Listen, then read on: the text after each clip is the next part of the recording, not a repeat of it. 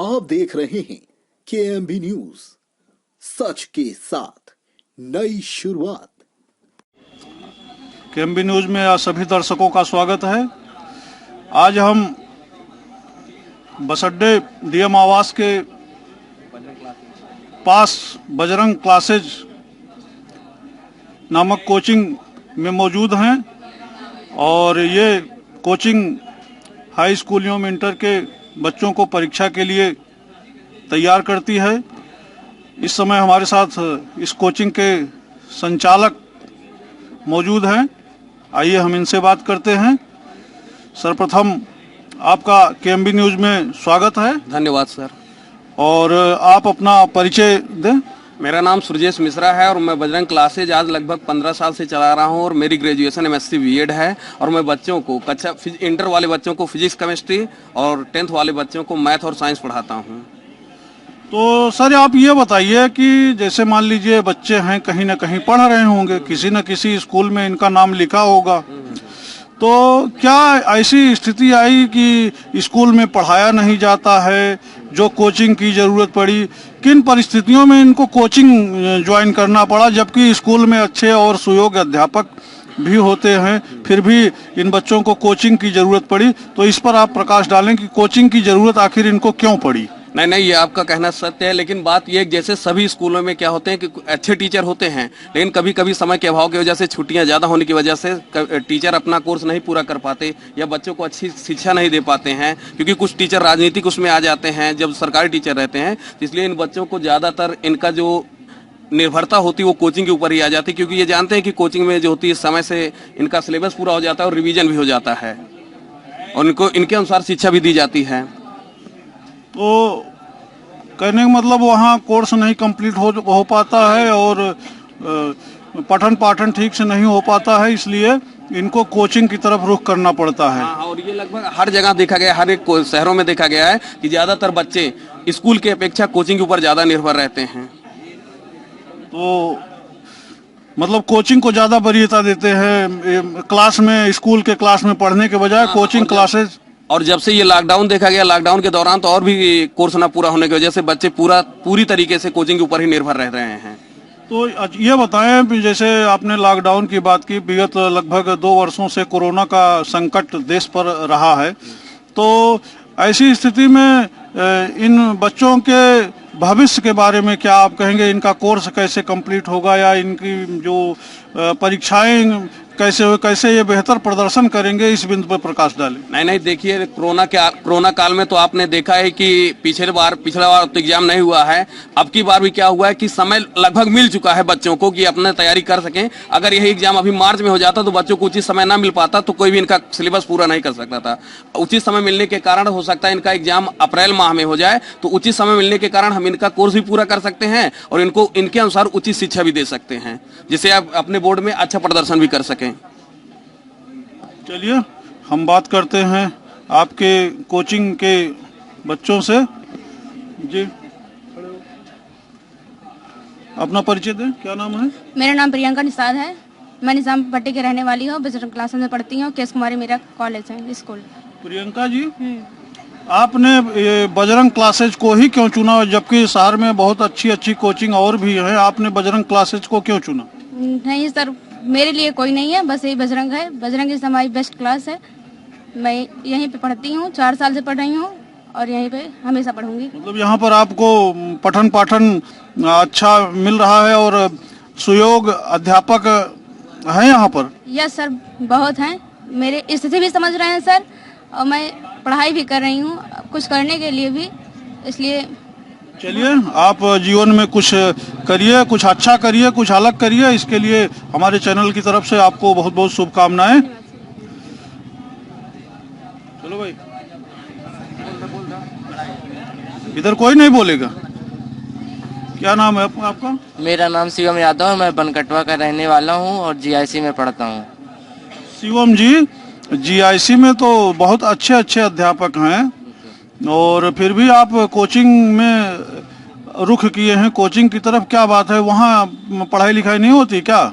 Sir वहाँ पर पढ़ाई अच्छी होती है सुल्तानपुर में नंबर 1 की पढ़ाई होती है, बट टीचर को टाइम नहीं मिल पाता। वो खुद कहते हैं हमको समय नहीं मिल पाता, इसलिए नहीं पढ़ा पाते।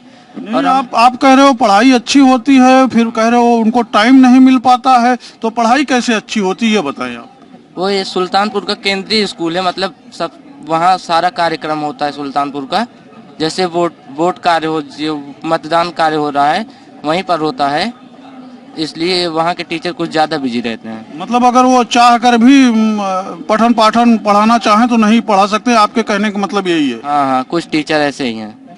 और कुछ कैसे हैं? कुछ पढ़ाते हैं, कुछ क्लास रेगुलर चलती है।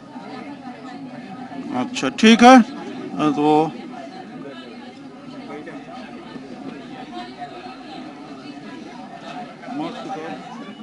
जी अपना नाम बताएं। जी, मेरा नाम मोहित निषाद है। और हाँ, मोहित जी, जी सर, किस क्लास में आप पढ़ रहे हम हैं? 12th में हैं। 12th में किस सब्जेक्ट का क्लास है ये?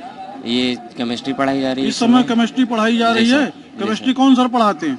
सुरभेश सर पढ़ाते हैं केमिस्ट्री। केमिस्ट्री कैसा केमिस्ट्री पढ़ाते हैं आपको? सुरभेश सर बहुत अच्छी केमिस्ट्री पढ़ाते हैं। मेरे ख्याल से कि सुल्तानपुर में इनसे अच्छा कोई केमिस्ट्री और फिजिक्स पढ़ा नहीं सकता। बहुत सुंदर। आप और बजरंग क्लासेज ये सुल्तानपुर की नंबर 1 कोचिंग है। यहाँ से सबसे ज्यादा टॉपर्स निकलते हैं इस कोचिंग से। जी जी जी। सर जी को हमारा बहुत बहुत धन्यवाद जो हमको पढ़ाते हैं, और आगे भी चलकर बच्चों को पढ़ाते रहेंगे।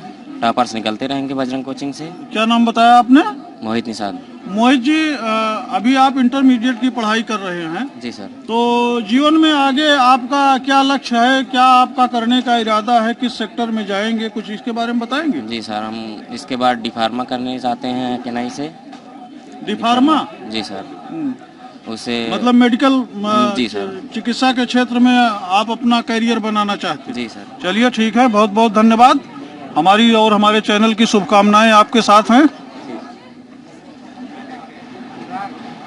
सर, मेरा नाम हिमांशु सिंह है। अरे थोड़ा नजदीक आओ, इतना दूर क्यों भाग रहे हो? कोरोना काल चल रहा है ना, तो इसलिए अरे थोड़ा कोरोना दूरी गया अब, चलो थोड़ा दूरी जरूरी है, 2 ठीक गज है। दूरी। अब आप जो बताएं, आप इंटरमीडिएट में पढ़ रहे हैं? Yes sir. कहाँ आप पढ़ते हैं? MGS inter college. MGS inter college. तो MGS इंटर कॉलेज तो शहर का ख्याति प्राप्त इंटर कॉलेज है। Yes sir. और सुयोग्य एवं अच्छे अध्यापक भी वहाँ पर हैं। जी सर। तो ऐसी परिस्थिति में आपको कोचिंग की तरफ क्यों रुख करना पड़ा, और बजरंग क्लासेज को ही आपने क्यों चुना? जैसा कि सर ने अभी आपको बताया, विद्यालय में समय का अभाव, छुट्टियां ज्यादा हो गई कोरोना काल में, ठीक, जिसके कारण विद्यालय में पठन पाठन का कार्य उस तरह से नहीं हो पाया जैसा कोरोना काल के पहले होता था। तो कोरोना काल के पहले आप कोचिंग नहीं करते थे? करते थे। तो वही तो मेरा प्रश्न है। आप अभी कह रहे हो कोरोना काल में पठन पाठन सही नहीं हो पाया, और कोरोना के पहले जो है पठन पाठन ठीक से होता, तब भी आप कोचिंग करते थे, आज भी आप कोचिंग कर रहे हो। तो चलिए ठीक है।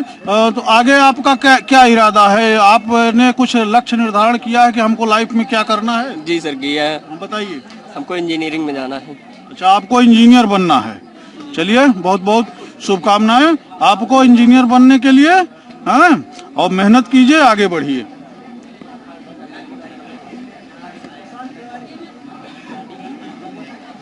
हाँ जी, बताएं। My name is Rahul Prajapati. मेरा नाम राहुल प्रजापति है। मेरे पिता का नाम श्री राघवराम प्रजापति है। Rahul ji, yes sir.